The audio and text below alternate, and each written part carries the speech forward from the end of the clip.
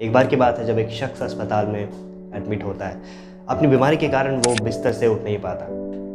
तो उसी अस्पताल में और एक पेशेंट होता है जो कि वक्त के साथ उसका एक दोस्त बन जाता है, और उस शख्स का जो बेड होता है वो एक विंडो के पास में होता है। वक्त गुजरता जाता है, वो अच्छे दोस्त बन जाते हैं। जिस पेशेंट का बेड विंडो के पास होता वो उसको बाहर के बारे में बताया करता था कि किस तरह से हवाएं चल रही हैं, किस तरह से पेड़ झूम रहे हैं, किस तरह से दूर मैदान में बच्चे खेल रहे हैं, दुनिया कितनी रंगीन है। और कभी कभी जब वो अस्पताल में वॉक के लिए निकलता था तो अपने दोस्त को ज़रूर बताता था कि बाहर क्या कर रहे हैं, लोग क्या कर रहे हैं, डॉक्टर्स क्या बोल रहे हैं। तो इसी तरह से कुछ महीने निकल जाते हैं। काफ़ी वक्त बीत गया ये सब होते हुए। तो उस शख्स को अपने उस दोस्त से जिसका बेड खिड़की के पास था उससे नफरत होने लगी, क्योंकि वो खुद बाहर नहीं देख पाता था।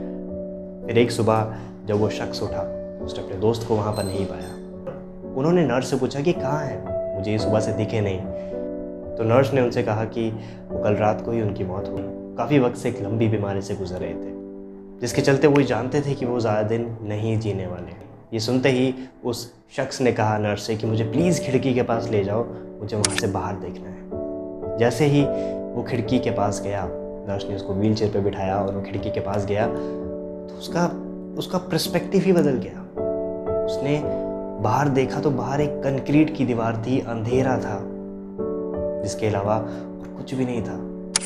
तब उसे अपनी दोस्त की अहमियत का पता लगा कि किस तरह से उसने सेल्फलेस होकर, ये जानते हुए भी कि वो ज़िंदा नहीं रहने वाला, कि इसके पास ज़्यादा वक्त नहीं है, लेकिन उसने फिर भी अपने उस दोस्त को खुशियाँ दी जिससे उसका हौसला बढ़ सके।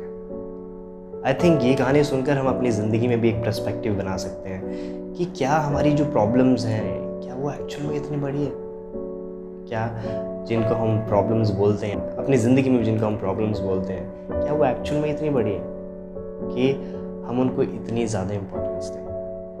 क्या हमारे पास ऐसा कुछ है जिस पर हम फोकस कर सकते हैं, जिससे हमारी ज़िंदगी बेहतर बन सकती है?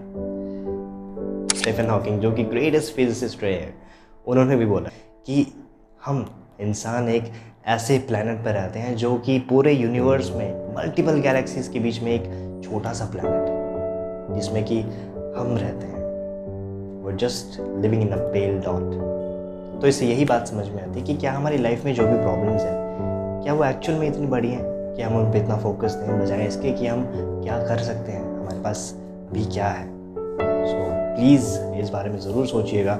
आज से मैं फिर मिलता हूँ।